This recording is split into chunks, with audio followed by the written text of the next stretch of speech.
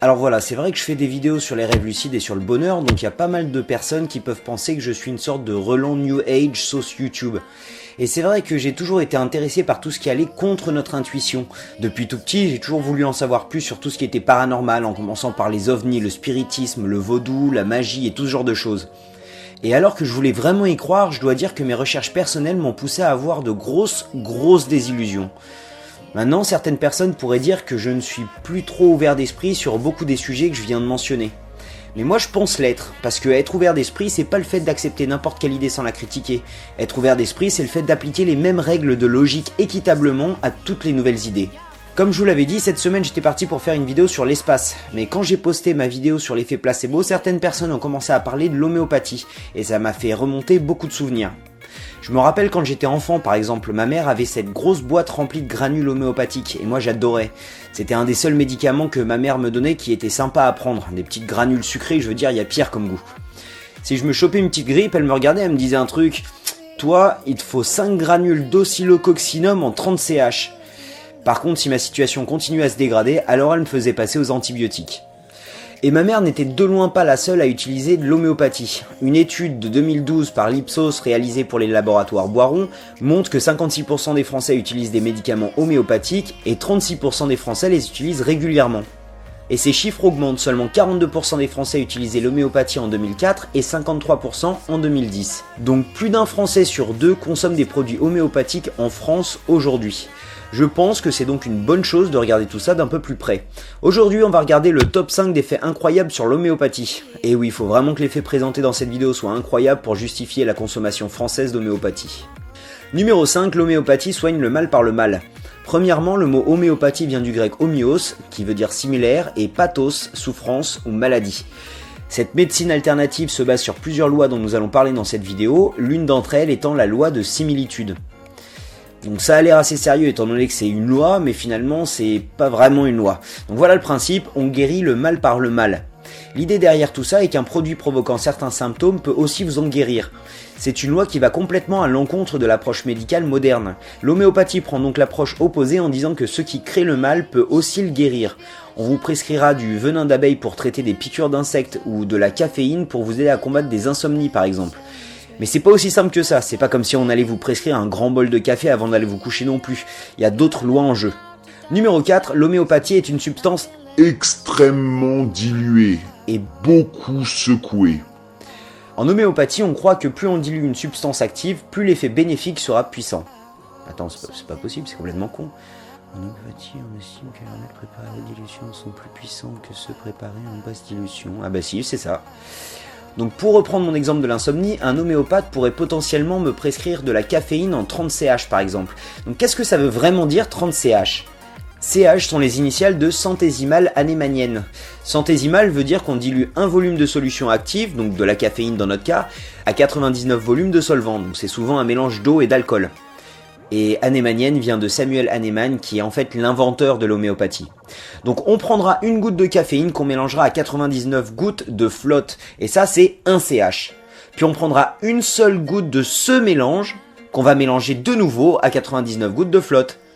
On a maintenant une solution de caféine à 2 CH. Une solution de caféine à 2 CH est donc une goutte de caféine dans 10 000 gouttes de flotte. En arrivant à 7 CH, c'est déjà comme si on avait dilué environ 1 litre de caféine dans une quantité d'eau équivalente au lac Léman. Et ça tombe bien parce que si on suit la logique de l'homéopathie, plus c'est dilué, mieux c'est. Une fois à 12 CH, on arrive à une dilution tellement extrême qu'il n'y a scientifiquement plus aucune molécule de caféine dans notre solution.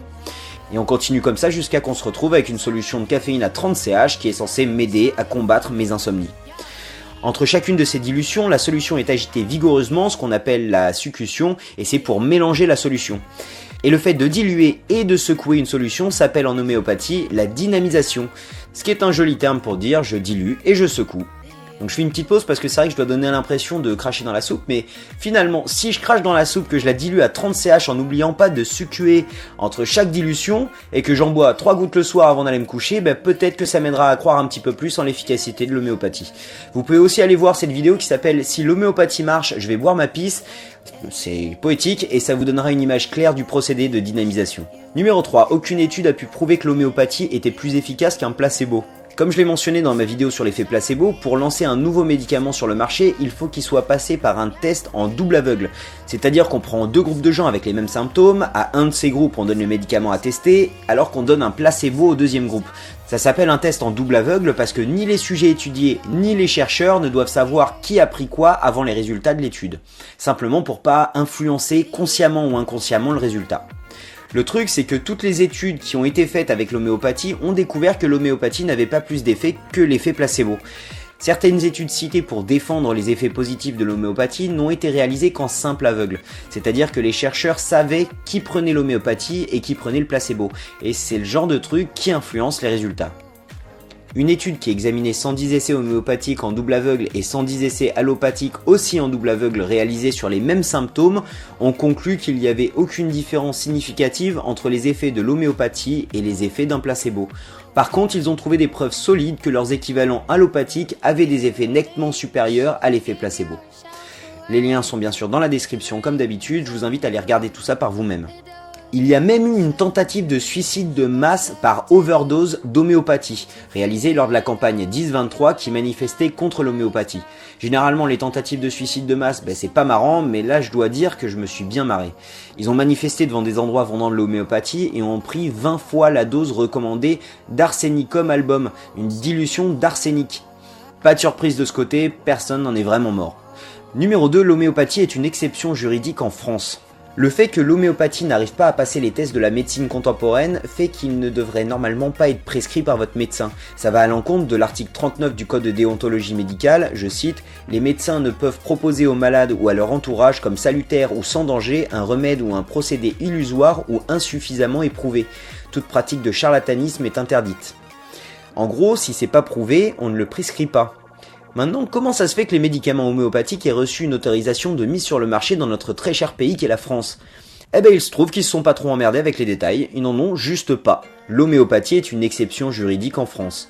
Selon l'article L512.1.13 du Code de la santé, pour les médicaments homéopathiques, le code d'autorisation de mise sur le marché normalement applicable à tout nouveau médicament est remplacé par un simple enregistrement. Le directeur général adjoint du laboratoire Boiron expliquait ce phénomène en disant que cette autorisation était justifiée par la loi grâce à une tradition historique d'utilisation. Parce que ça fait longtemps qu'on le fait, on n'a plus besoin de prouver quoi que ce soit apparemment. Numéro 1, les médicaments homéopathiques à nom commun peuvent être remboursés par l'assurance maladie à taux de 30%. Parce que c'est vrai que c'est marrant, mais seulement jusqu'à un certain point. Donc je sais que je prends parti dans cette vidéo et je sais qu'un grand nombre d'entre vous utilisent régulièrement de l'homéopathie, comme pouvait le faire ma mère. Et très honnêtement, je pense qu'il est mieux de se gaver de placebo plutôt que de se gaver de médicaments allopathiques qui ont un effet sur votre corps allant au-delà de l'effet placebo. Tout est fait par les défenseurs de l'homéopathie pour pousser le sujet hors de la portée scientifique. Un des arguments étant que pour être efficace, l'homéopathie doit être prescrite sur mesure par un homéopathe à son patient, et que c'est pour ça qu'il est impossible de tester son efficacité au cours de larges études. Personnellement, je trouve l'argument un peu bancal étant donné les pubs à la télé pour l'oscillococcinum. Il y a quand même mieux comme relation médecin-patient là. L'homéopathie fait donc partie des croyances et pas de la médecine.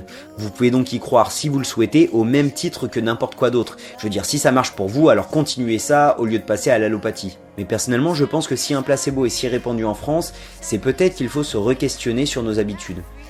Vous savez ce qui a été prouvé scientifiquement? Les bienfaits de la méditation. Il a été prouvé que la méditation réduisait le stress, l'anxiété et la dépression et augmentait votre attention, votre mémoire et votre système immunitaire.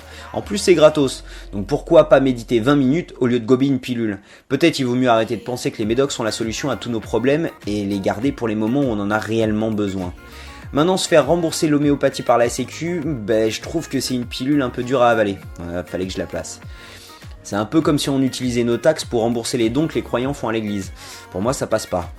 Pour finir, je suis tombé sur une excellente vidéo de Clément sur le même sujet, donc je vous conseille d'aller voir sa vidéo si vous souhaitez avoir un peu plus d'informations sur le sujet. Je vous remercie d'avoir regardé cette vidéo, donc n'hésitez pas à liker et à partager sur Facebook et Twitter si jamais ça vous a plu et si vous voulez vous faire découvrir cet épisode à d'autres personnes. J'aimerais vraiment remercier aussi tous les tipeurs qui ont décidé de m'aider financièrement à produire cet épisode. Un merci spécial à Jordan et Jérémy qui font vraiment des dons généreux, mais vraiment merci à tous quand même parce que ça m'aide énormément, vraiment, c'est beaucoup de soutien et donc voilà, si vous voulez le faire, vous trouverez un lien dans la description. Vous pouvez aussi trouver un lien dans la description de toutes les sources qui m'ont permis d'écrire cet épisode. Donc voilà, je vous remercie encore une fois et je vous dis à la semaine prochaine. La semaine prochaine, on va voir le top 5 des choses à savoir sur notre mémoire. Et encore une fois, ben voilà, ça va être un sujet très intéressant. Donc je vous souhaite un excellent week-end, je vous remercie d'avoir regardé cette vidéo et puis ben, je vous dis à samedi prochain. Salut!